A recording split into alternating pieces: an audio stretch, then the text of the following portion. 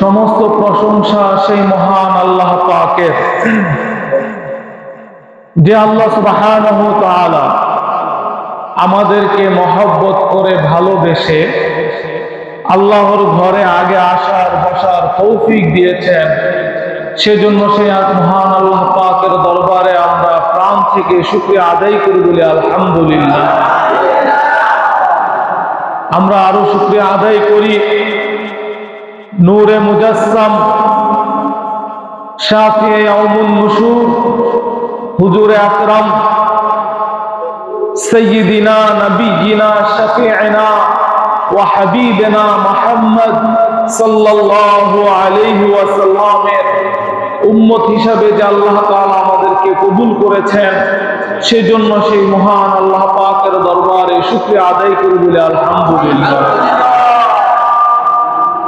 মুআজ্জিজ হাজিরিন, আজকের জুমার আলোচ্য বিষয় জিকিরের ফজিলত। জিকির এটি এমন একটি বিষয়, এটি অনেক বিস্তৃত একটি বিষয়। ওলামায়ে কেরামগণ ইমাম বুখারী থেকে নিয়ে শুরু করে ইমাম বদরুদ্দিন আইনি, যিনি শারহে বুখারী করেছেন, মিশর আল আজহারের অপর গেটের সামনে যার মাজার মোবারক, তিনি এই জিকিরের অসংখ্য ব্যাখ্যা করেছেন। হাদিসে পাকের মধ্যে আল্লাহর হাবিব সাল্লাল্লাহু আলাইহি ওয়াসাল্লাম জিকিরের অনেক প্রকার করেছেন। জিকিরের লিসানি, জিকিরে কলবি, জিকিরে রূহি, জিকিরে সিররি, জিকিরে জহরি, জিকিরে খাফি, বলি সুবহানাল্লাহ। এভাবে ইসলামকে ধ্বংস করার জন্য, মুসলমানদেরকে ধ্বংস করার জন্য যারা পৃথিবীর শুরু থেকে নিয়ে আজ পর্যন্ত যতগুলো সংস্থা এই বাংলার জমিনে আছে, আমরা আল্লাহর কাছে দোয়া করব, বাবা শাহজালাল, শাহপরান, এই 360 আউলিয়ার বাংলাদেশ, ওলিয়া আউলিয়াদেরকে ওসিলা করে যেন আল্লাহ তাআলা এই শত্রুদেরকে যেন নাস্তানাবুদ করে দেন, সকলে বলে আমিন।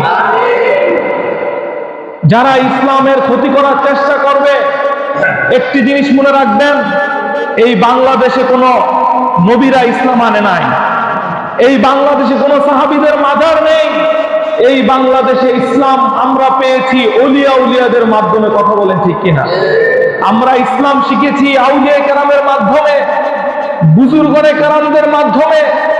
আজকে যারা সেই বুজুর্গনে কেরামদের, সেই ওলিয়া উলিয়ার বিরোধিতা করে, আল্লাহ তাআলা স্বয়ং বলেন, মানা আদালি ওয়ালিয়ান ফাকাদ আযানতুহু, যারা আমার আউলিয়া কেরাম বন্ধুর সাথে যারা শত্রুতা পোষণ করে, স্বয়ং আমি আল্লাহ তাদের সাথে যুদ্ধ ঘোষণা করি, বলি আল্লাহু আকবার। আল্লাহ তাআলা যদি যুদ্ধ ঘোষণা করেন, এই পৃথিবীর যতই বড় শক্তিশালী হোক না কেন, কেউ কি আল্লাহর সাথে যুদ্ধ করে পারবে? একটা জিনিস মনে রাখবেন, আপনি হয়তো মনে করছেন আজকে আপনার শক্তি বেশি, আপনার টাকা ধন দৌলত বেশি, আপনার প্রশাসন আছে, সব জায়গায় আপনি আছেন, কিন্তু আল্লাহ তাআলা ওলিদের সাথে আছেন। আল্লাহ তাআলা ওলিদের সাথে আছেন। আপনি যতই শক্তির বড়াই করেন না কেন, আল্লাহর পক্ষ থেকে যখন আযাব চলে আসবে, এই আযাব কেউ ফিরাতে পারবে না। এজন্য আমি বলবো, যারা আমরা তীব্র সেই নিন্দা জানাই, যারা সেই দরবার শরীফে হামলা করেছে, যারা মুসলমানের নামে, একটা জিনিস মনে রাখবেন, যদি মুসলমান কোন দরবারে যদি যে কোনো জায়গায় যদি গায়রে শরঈ কাম হয়, কোন হারাম কাজ হয় ইসলামের নামে, তার জন্য মুফতিয়ানে কেরাম আছে, দেশে আইন আছে। দেশে কি আইন নাই? তাহলে তারা কারা? তারা নিজ হাতে আইন তুলে নিয়ে সেখানে হামলা করলো। সেদিন ওই দরবারের উপরে হামলা করেছে বিভিন্ন চট্টগ্রাম আন্দরকিল্লা মসজিদে হামলা করেছে, বিভিন্ন জায়গায় দরবারগুলোতে হামলা করছে। আমরা জানি কারা এগুলো হামলা করছে। এই উগ্রপন্থীদেরকে কখনো ইসলাম সাপোর্ট করে না। ইসলামের মধ্যে এদের কোনো অবস্থান নাই। ইসলাম হচ্ছে শান্তির ধর্ম। আপনারা মন্দির পাহারা দেন, রাতে গিয়ে কাফেরদের মন্দির পাহারা দেন। যারা আজকে আমাদের শত্রু তাদেরকে রাত দিকে পাহারা দেন আপনারা।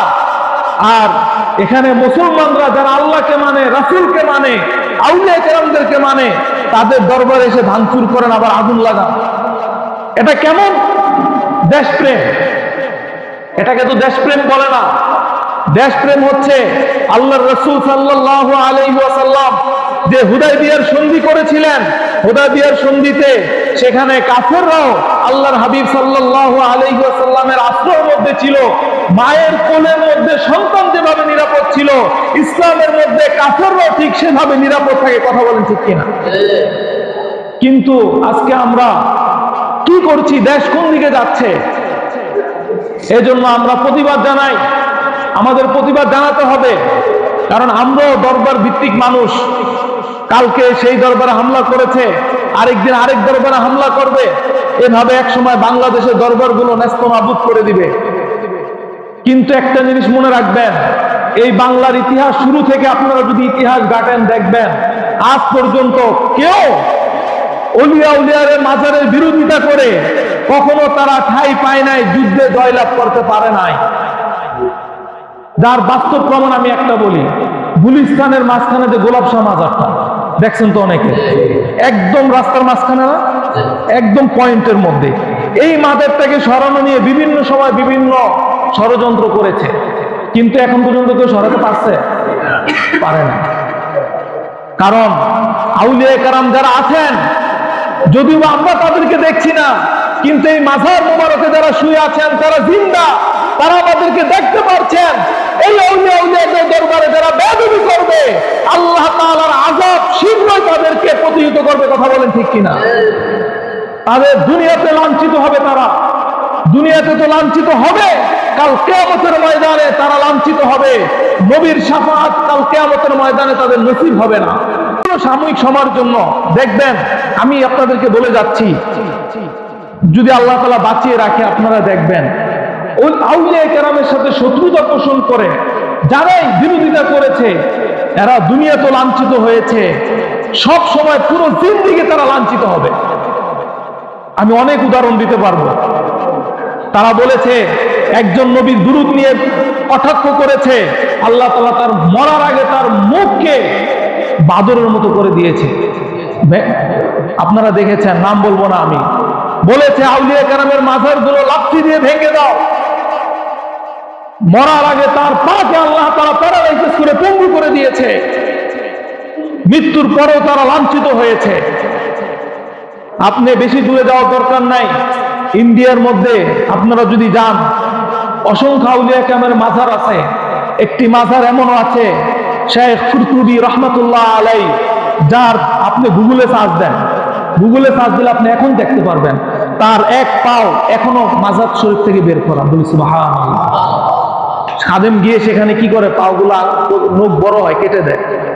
আউলিয়া কেরামরা জিন্দা।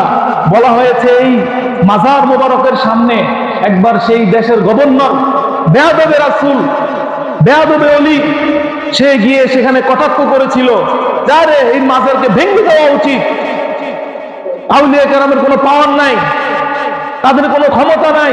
বিভিন্ন খারাপ কটাক্ষ ভাষায় তিনি কথা বলছেন, তখনই তিনি মাজার শরীফ থেকে পাও বের করে তাকে লাথি মেরেছিল। বলি সুবহানাল্লাহ। সেখানে সে ইন্তেকাল করেছে। এখনো সেই পা মোবারক এখনো বের করা আছে। শত শত বছর হয়ে গিয়েছে, পা এখনো বের করা আছে। পায়ের মধ্যে কখনো একটা মশাও পচে না, মাছিও পচে না। বলি সুবহানাল্লাহ। আউলিয়া কেরামের নবীদের জিসিম মুবারক, আউলিয়া কেরামের জিসিম মুবারক, তাদের যে আল্লাহ তাআলা আত্মাধিক ক্ষমতা দিয়েছেন, এই বিশ্বাস আমাদের আছে কিনা? আচ্ছা, বিশ্বাস রাখতে হবে। রাখলে আল্লাহ তাআলা দেবেন আপনার কাজের মধ্যে বরকত দান করবে। আল্লাহ তাআলা আমাদেরকে আমল করার তৌফিক দান করুক, বলেন আমিন। সম্মানিত মুআজ্জিজ হাজিরিন, আমি জিকির নিয়ে আপনাদেরকে বলছিলাম।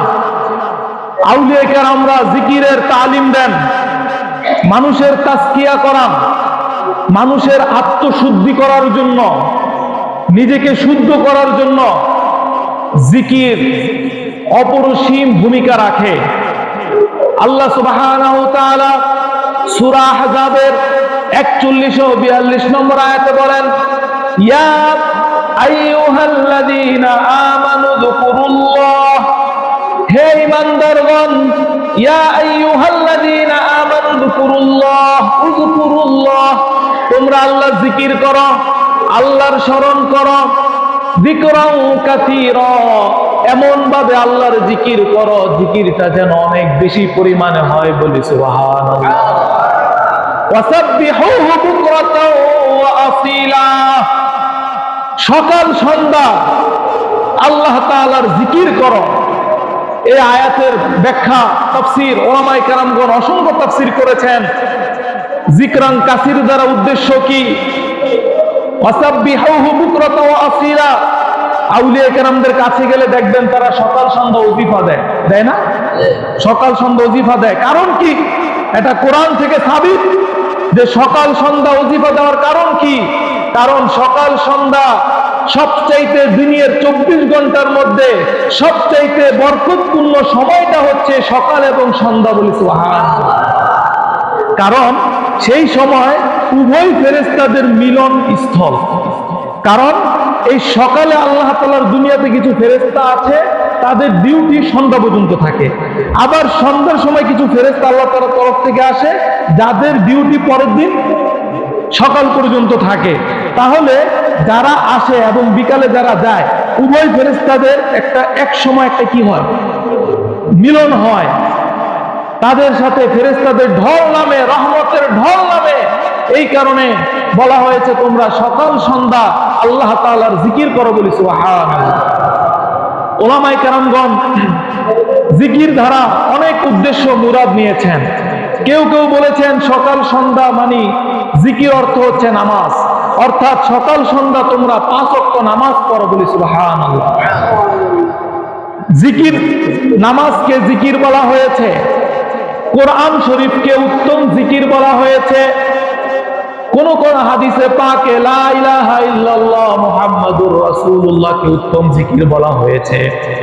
কোন কোন হাদিসে পাকে সুবহানাল্লাহ আলহামদুলিল্লাহ আল্লাহু আকবার তাকবীর ফাতেমাকে উত্তম জিকির বলা হয়েছে।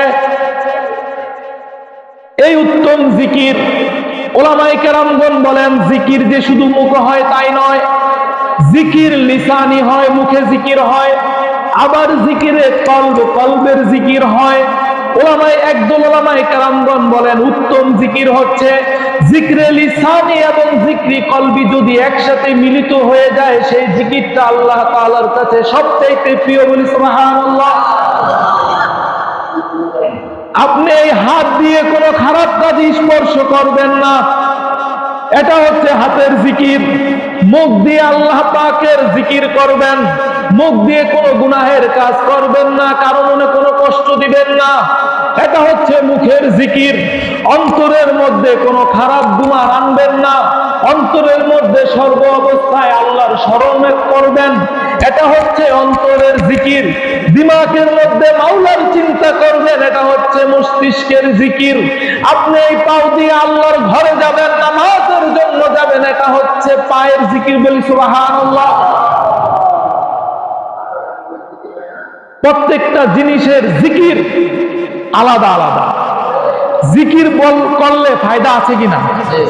আল্লাহ রাসূল বলেন কোন বান্দা যখন জিকির করে, কোন বান্দা যখন আল্লাহকে একবার আল্লাহ বলে মহব্বত নিয়ে ডাক দেয়, বলা হয়েছে সেই জিকিরের মজলিসে আসমানের ফেরেশতারা এসে জমা হয়।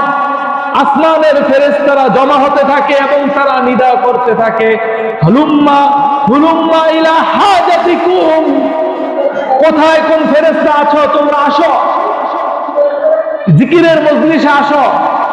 ফেরেশতারা ঢল নেমে যায়, এভাবে ফেরেশতা হতে হতে তারা আসমান পর্যন্ত চলে যায়।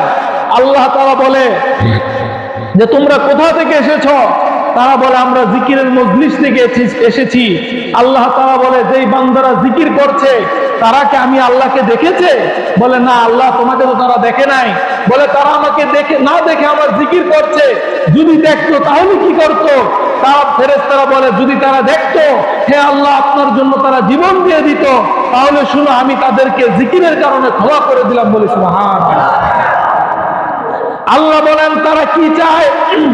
ফেরেশতারা বলে তারা জান্নাত চায়। আল্লাহ বলেন তারা কি জান্নাত দেখেছে? ফেরেশতারা বলে না, তারা জান্নাত দেখে নাই। আল্লাহ বলেন যদি তারা জান্নাত দেখতো তাহলে কি করত? বলতো জান্নাত দেখলে তারা সব সময় জিকির করত, তোমার জিকিরে ব্যস্ত থাকতো। আল্লাহ বলেন তাহলে তোমরা সাক্ষী থাকো, ওই মজলিসের মধ্যে যারা আছে সকলকে আমি জান্নাত দিয়ে দিলাম।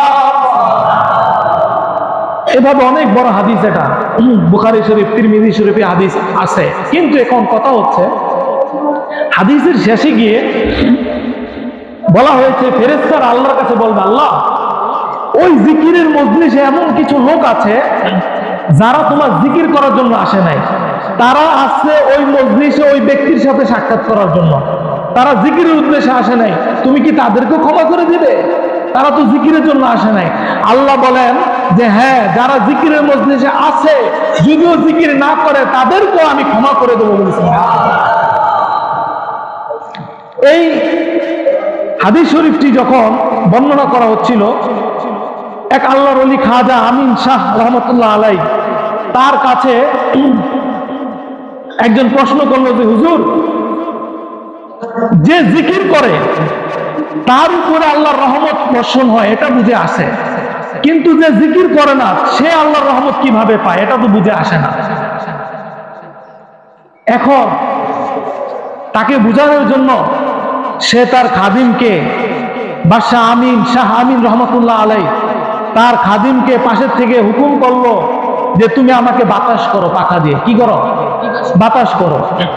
খাদিম ডান দিক থেকে তাকে বাতাস করছে, বাম দিকে সে খাড়ানো আছে। যখন বাতাস করছে তখন সেই আকলকে ঘোড়া দৌড়ানেওয়ালা ফিলোসফি তাকে বলছে তোমার গায়ে কি বাতাস লাগছে? সে বলছে হ্যাঁ আমার গায়ে বাতাস লাগতেছে। বলল সে তো আমার খাদিম, তাকে তো বলেছি আমার গায়ে বাতাস করার জন্য, তাহলে আমার বাতাস তোমার গায়ে কেন লাগে? তা আমি যে আপনার সাথে আছি, তাহলে আমার খাদিম সে আমাকে বাতাস করার কারণে যদি তোমার গায়ে বাতাস লাগে, আমার আল্লাহর রহমত যার উপর পতিত হয় জিকিরকারীর উপর, সে যদি তার পাশে থাকে, সে যদি জিকির নাও করে, তার উপরে আল্লাহর রহমত বর্ষণ হবে না কেন? বলি সুবহানাল্লাহ। এজন্য জিকিরের মজলিসে থাকলে লাভ না লস? আচ্ছা, এখানে আরেকটা কথা বলি। আরেকজন ফিলোসফি ছিল, তিনি একটা আজীব ধরনের এতেরাজ করেছে, হযরত শেখ শিবলি আলাইহির রহমান।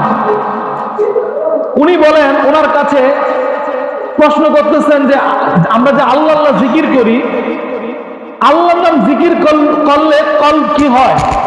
নূর হয়, পরিষ্কার হয়। আল্লাহ নামে জিকির করলে, ইল্লাল্লাহ জিকির করলে, এখন আল্লাহ নামে জিকির করলে কলব কিভাবে নূর হয়? তিনি বলতেছেন যে প্রত্যেকটা জিনিসের সূরত হচ্ছে চারটি। কয়টি? পৃথিবীতে যত জিনিস আছে, যারা ফিলোসফি পড়েছেন, যারা মান্তিক পড়েছেন তারা জানবেন, প্রত্যেকটা জিনিসের চারটা সূরত। একটা হচ্ছে শাকলে খারিজি, শাকলে জাহেনি, শাকলে কিতাবি, শাকলে লাফজি। শাকলে খারিজি হচ্ছে, যেমন উদাহরণস্বরূপ ধরেন, যেমন আগুন। আমি যদি মুখে আগুন বলি, আমাকে কি আগুন জ্বালিয়ে ফেলেছে? আমার মুখে আগুন বলাটা এটা কি আগুন? এটা হচ্ছে সকলে সূরতে লাফজি। আমি যদি কোনো খাতার মধ্যে লেখে আগুন, এই খাতাটা কি জ্বালিয়ে ফেলবে? জ্বালাবে না তো। তাহলে এটা হচ্ছে সকলে কিতাবি। আমি যদি বলি আমি আগুন চিন্তা করলাম, আমার জেহেনের মধ্যে, ব্রেনের মধ্যে যে আগুন, আমার ব্রেন কি জ্বালিয়ে ফেলবে? তাহলে আমি যখন একটা শব্দ বলি, সেই শব্দ, সেই জিনিসটার একটা সূরত আসে জেহেনের মধ্যে, আরেকটা মুখের মধ্যে, আরেকটা কিতাবের মধ্যে। এই তিনটা কিন্তু হাকিকত না, সত্তা না।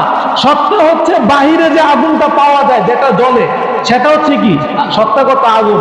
সেই জিনিসটা কি করে মানুষকে জ্বালিয়ে দেয়, সেটা জ্বালানোর ক্ষমতা রাখে। এখন আল্লাহ নাম এমন একটা নাম, সেটা মুখে নিলেও বরকত। এটা তো সত্যগত আল্লাহ না, যেটা মুখে নিচ্ছি। যেটা আমি জেহেনে আসছে আল্লাহ, সেটা তো সত্যগত আল্লাহ না। যেটা আমি কিতাবের মধ্যে লিখছি আল্লাহ নাম লেখলেও বরকত, এই সত্য, এটা তো সত্যগত আল্লাহ না। কিন্তু এই আমি বলছি, আপনি বলছেন যে আল্লাহ নাম লেখলেও বরকত, আল্লাহ নাম মুখে নিলেও বরকত, আল্লাহর নাম জেহেনে আসলেও বরকত, আল্লাহর নাম অন্তরে ধারণ করলেও বরকত। বলি সুবহানাল্লাহ। এখন বরকত কিভাবে হয়? বরকত তো আল্লাহ নামের মধ্যে হওয়ার কথা না। বরকত তো হওয়ার কথা যিনি আল্লাহ আছেন সত্যগত, তার তিনি ছাড়া বরকত থাকবেন, তার নামের মধ্যে বরকত থাকবে কিভাবে? প্রশ্ন কি বুঝতে পারছেন? প্রশ্নটা একটু হার্ড হয়ে গেছে। হ্যাঁ, ওনারা যুক্তি মানে মান্তিক যারা ফিলোসফি পড়ে তারা যুক্তিকে প্রাধান্য দেয়। এরা যুক্তি নিয়ে যেটা বুঝে আসে সেটাকে মানে, যেটাকে যুক্তি দিয়ে বুঝে আসে না সেটাকে তারা কি করতে চায় না, মানতে চায় না। দেখেন আল্লাহু আকবার, আল্লাহর ওলিদের কাছে গেলে বলা হয়েছে আলিমের কাছে গেলে মুখ সামলিয়ে যাও। আলিমরা তোমার মুখের উপরে ফতুয়া দিয়ে দিবে, তোমার কথার ভুল ধরে ফেলবে। কিন্তু আউলিয়া কেরামদের কাছে গেলে, আউলিয়া কেরামের কাছে গেলে, ওলি আল্লাহর কাছে গেলে তোমার অন্তরকে সামলিয়ে যাও, কারণ আউলিয়া কেরামরা তোমার অন্তরের চিকিৎসা করে। বলি সুবহানাল্লাহ। আউলিয়া কেরামরা অন্তরকে দেখে ফেলেন, তোমার অন্তরের মধ্যে কি চলছে তোমার গোড়া থেকে তারা চিকিৎসা করেন। শেখ শিবলি রহমতুল্লাহ তাআলা আলাইহি তিনি জবাব দিলেন।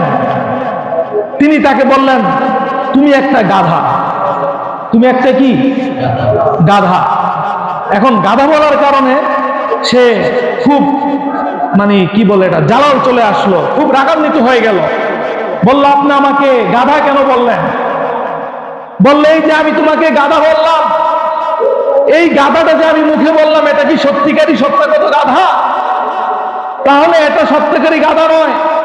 এই গাধা বলার কারণে তুমি রাগান্বিত কেন হলে? আমি লফজি বলার কারণে, মুখে শব্দ গাধা বলার কারণে যদি তোমার অন্তরের মধ্যে প্রভাব ফেলতে পারে, আমি আল্লাহর নাম লফজি মুখে বলাতে বান্দার অন্তরে প্রভাব কেন পড়বে না? বরঞ্চ বান্দা যখন একবার আল্লাহ বলে ডাক দেয়, তার আপাত মস্তক কল নূর দ্বারা পরিপূর্ণ হয়ে যায়। বলি সুবহানাল্লাহ বিহামদিহি। মুআজ্জিজ হাজরিন, কালমা শরীফের জিকিরের অনেক হাকিকত আছে, একটু খেয়াল করেন। দেখেন, জিকিরের মধ্যে উত্তম জিকির ওলামায়ে কেরামগণ বলেন লা ইলাহা ইল্লাল্লাহ। হযরত মুসা আলাইহিস সালাতু ওয়াস সালাম আল্লাহর কাছে বলেন, আল্লাহ আমাকে তুমি এমন একটি ওজিফা শিক্ষা দাও, এমন একটি কালিমা শিক্ষা দাও যে কালিমাটা শুধু আমার জন্য, অনেক দামি কালিমা। আল্লাহ তাআলা বললেন, হে মুসা তুমি বলো লা ইলাহা ইল্লাল্লাহ। তুমি কি বলো? লা ইলাহা ইল্লাল্লাহ। মুসা বলছেন, আল্লাহ এই কালিমা তো সবাই পড়ে, এটা তো সবাই জানে, আমি আমার জন্য একটি দামি কালিমা চাচ্ছি, আমি আমার জন্য একটি দামি কালিমা চাচ্ছি। আল্লাহ তাআলা বলেন, হে মুসা পুরো পৃথিবীকে যদি এক পাল্লায় রাখা হয় আর আরেক পাল্লায় যদি লা ইলাহা ইল্লাল্লাহকে যদি রাখা হয়, লা ইলাহা ইল্লাল্লাহর পাল্লাটাই ভারী হয়ে যাবে। ওলামায়ে কেরামগণ বলেন যে কালিমা শরীফ হচ্ছে মূল আসল। কালিমা ভারী কেন? যে কোনো জিনিসের চামড়া প্যাকেট সেটা ভারী হয় না, তার ভিতরে যে মূল আসল থাকে সেটা ভারী হয়। মূল যেটা থাকে, কালিমা শরীফ ওয়াহদানিয়াত আল্লাহ তাআলা, এটা হচ্ছে মূল। আর এই পৃথিবী হচ্ছে তার জিসিম। এই কালিমা শরীফ সমস্ত আমল থেকে সবচেয়ে ভারী। বলি সুবহানাল্লাহ। আপনি যদি একটু খেয়াল করেন, এই কালিমা শরীফের মধ্যে লা ইলাহা ইল্লাল্লাহর মধ্যে 12টি অক্ষর। কয়টি? লা ইলাহা ইল্লাল্লাহর মধ্যে 12 হরফ। মুহাম্মাদুর রাসূলুল্লাহ সাল্লাল্লাহু আলাইহি ওয়াসাল্লামের মধ্যেও 12টি অক্ষর। ওলামায়ে কেরামগণ বলেন লা ইলাহা ইল্লাল্লাহর মধ্যে 12টি অক্ষর। আর আল্লাহ তাআলা যে আমাদেরকে মাস দিয়েছেন কয়টি? 12টি মাস দিয়েছেন। যে ব্যক্তি সর্ব অবস্থায় লা ইলাহা ইল্লাল্লাহর জিকির করবে, পুরো 12 মাস আল্লাহ তাআলা তার আমলনামায় নেকি দিতে থাকবেন। বলি সুবহানাল্লাহ। আরেকটু যদি খেয়াল করেন, মানুষ যে গুনাহ করে, গুনাহ করার অঙ্গ হচ্ছে 12টি। কয়টি? মানুষ গুনাহ করে অঙ্গ হচ্ছে 12টি। নাম্বার 1, মানুষ যে গুনাহ করে, না মানুষ 2 হাত দিয়ে গুনাহ করে, মানুষ 2 পাও দিয়ে গুনাহ করে, মানুষ 2 কান দিয়ে গুনাহ করে, মানুষ দিমাগ ব্রেন দিয়ে গুনাহ করে, মানুষ লিসান জবান দিয়ে গুনাহ করে, মানুষ অন্তর দিল দিয়ে গুনাহ করে। নাম্বার 12 হচ্ছে মানুষ লজ্জাস্থান দিয়ে গুনাহ করে। যে ব্যক্তি কালিমা লা ইলাহা ইল্লাল্লাহ পাঠ করবে 12 হরফের বরকতে আল্লাহ তাআলা তার 12টা অঙ্গের গুনাহকে ক্ষমা করে দিবেন। সুবহানাল্লাহ বিহামদিহি। 12টা অঙ্গের গুনাহকে আল্লাহ তাআলা ক্ষমা করে দিবেন। উলামায়ে কেরামগণ কালিমার অনেক হিকমত বর্ণনা করেছেন, মুক্তা বর্ণনা করেছেন। আপনি যদি একটু দেখেন, লা ইলাহা ইল্লাল্লাহ মুহাম্মাদুর রাসূলুল্লাহ, এই কালিমার মধ্যে যদি আপনি শব্দগতভাবে তাকান, এতক্ষণ তাকালাম হরফগতভাবে, অক্ষরগতভাবে, আপনি যদি শব্দগতভাবে তাকান তাহলে দেখবেন কালিমার মধ্যে 7টি শব্দ রয়েছে। কয়টি শব্দ? 7টি শব্দ রয়েছে। জাহান্নামের দরজা হচ্ছে 7টি। কয়টি? 7টি। যে ব্যক্তি লা ইলাহা ইল্লাল্লাহ মুহাম্মাদুর রাসূলুল্লাহ আমল করবে, সর্ব অবস্থায় করবে, আল্লাহ তাআলা তার জন্য জাহান্নামের 7টি দরজাকে বন্ধ করে দিবে। এজন্য জিকির করলে লাভ না লস? লাভ আছে না? জিকির করতে হবে আমাদের। আল্লাহ তাআলা কোরআনে 3টি অবস্থানের কথা বর্ণনা করেছেন যে তোমরা সর্ব অবস্থায় আল্লাহর জিকির করো। যদি দাঁড়ানো থাকো দাঁড়ানো অবস্থায়, বসা থাকো বসা অবস্থায়, শোয়া থাকলে শোয়া অবস্থায়, সর্ব অবস্থায় আল্লাহর জিকির করো।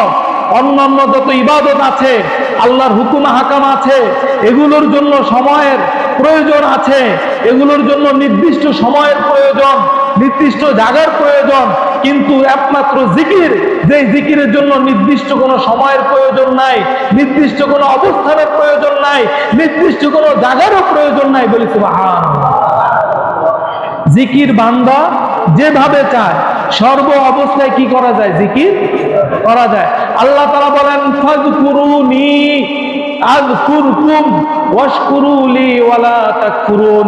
আল্লাহ তাআলা বলেন ফাযকুরুনি, হে বান্দা তোমরা আমার জিকির করো, আমার স্মরণ করো। তোমরা যদি আমি আল্লাহর জিকির করো, স্মরণ করো, আযকুরুকুম, আমি আল্লাহ তোমাদেরকে স্মরণ করব। বলি সুবহানাল্লাহ। এখন আমাদের জিকির আর আল্লাহর জিকির কি এক? আল্লাহর জিকিরটা কিরকম? আল্লাহ কি আমাদের মতো জিকির করে? নয়। ইমাম বদরুদ্দিন আইনি শারহে বুখারী এবং ইমাম বুখারী তিনিও বলেন তাফসীরে জালালাইন এবং তাফসীরে সিরাতুল জিনানের মধ্যে আল্লাহর জিকিরের অনেক ধরন বর্ণনা করা হয়েছে। তার মধ্যে সর্ববৃহৎ যে মঠটাকে সর্বাধিক প্রাধান্য দেওয়া হয়েছে, সেই মঠটা হচ্ছে আল্লাহর জিকির হচ্ছে বীর রাহমা ওয়াল মাগফিরা। আল্লাহ তাআলা তোমাকে রহমত দান করবেন এবং তোমার গুনাহগুলোকে আল্লাহ তাআলা ক্ষমা করে দিবেন। বলি সুবহানাল্লাহ। অর্থাৎ বান্দা যখন জিকির করে, এই জিকিরের বদৌলতে আল্লাহ তাআলা তার উপরে রহমত বর্ষণ করেন এবং তার জীবনের সকল গুনাহগুলোকে আল্লাহ তাআলা কি করেন? ক্ষমা করে দেন। এই জন্য উলামায়ে কেরামগণ আরো বলেন যে জিকিরের যে আমি বলেছিলাম প্রকার ভেদ রয়েছে, কিন্তু একদল উলামায়ে কেরামগণ বলেন জিকিরের মধ্যে সর্বোত্তম জিকির হচ্ছে নামাজ। কি? নামাজ। নামাজের মাধ্যমে আল্লাহর জিকির করা, কোরআন তেলাওয়াতের মাধ্যমে আল্লাহ তাআলার জিকির করা, সর্ব অবস্থা আল্লাহর জিকির করা। বলা হয়েছে জান্নাতবাসীরা জান্নাতে যাবে, জান্নাতে যাওয়ার পরও তারা কোনো কিছুর জন্য আফসোস করবে না, কিন্তু একটা জিনিস ব্যতীত। জান্নাতে যাওয়ার পরও তারা একটা জিনিসের জন্য আফসোস করবে। সেই জিনিসটা কি? বলা হয়েছে তারা দুনিয়াতে যেই সময়টা আল্লাহর স্মরণ ব্যতীত, জিকির ব্যতীত ব্যয় করেছিল, ওই সময়ের জন্য তারা আফসোস করবে কাল কিয়ামতের ময়দানে। তারা তখন আফসোস করে বলবে, হায়, দুনিয়াতে যেই সময়টা আমরা আল্লাহর স্মরণ ব্যতীত ব্যয় করেছিলাম, ওই সময়টা যদি আমরা আল্লাহর জিকির করতাম, আল্লাহর স্মরণ করতাম, তাহলে আজকে জান্নাতের মধ্যে আরো উচ্চ মাকামে থাকতে পারতাম। বলি সুবহানাল্লাহ। আরো উচ্চ মাকামে আমরা থাকতে পারতাম। জান্নাতের মধ্যে কোনো দুঃখ কষ্ট থাকবে না। কিন্তু জান্নাতে যাওয়ার পরও একটা জিনিসের জন্য আফসোস করবে, যখন তার থেকে আরো উচ্চ মাকামের জান্নাতবাসীকে দেখবে, তখন বলবে, হায়, দুনিয়াতে যদি আমি যদি জিকির করতাম, সব সময় যদি আল্লাহ স্মরণে থাকতাম, তাহলে ওই উচ্চ মাকামে, ওই উচ্চ দালানে আমিও কি করতাম, থাকতে পারতাম। এভাবে তারা আফসোস করবে। কিন্তু হ্যাঁ, থাকতে পারবেন যারা আহলে সুন্নাত ওয়াল জামাত, যারা আশিকে রাসূল, যারা আউলিয়া কেরামের প্রেমিক, তারা কুরবান যান আমার রাসূলের প্রতি। আমার রাসূল বলেছেন, আমাকে শাফাআতে কুবরা দেওয়া হয়েছে, কাল কিয়ামতের ময়দানে আমি অনেক প্রকার শাফাআত করব। তার মধ্যে একটি শাফাআত হচ্ছে যারা জান্নাতের মধ্যে নিচে মাকামে থাকবে, তাদেরকে আমার রাসূল সুপারিশ করে উচ্চ মাকামে নিয়ে যাবেন। সুবহানাল্লাহ। রাসূলকে আল্লাহ তাআলা সেই ক্ষমতা দিয়েছেন, শাফাআতে কুবরা আমার রাসূলকে দিয়েছেন। এছাড়া আল্লাহ তাআলা অন্য কাউকে এই শাফাআতের ক্ষমতা কাউকে দেন নাই। অন্যরা শাফাআত করবেন, সেগুলো অনেক প্রকার আছে। আমরা যা শুনলাম, আল্লাহ তাআলা আমাদের সকলকে আমল করা তৌফিক দান করুন। আমিন বিজাহিন নবিল আমিন। যারা সুন্নাত পড়েন নাই, 4 রাকাত কাবলা জুমা সুন্নাত করুন।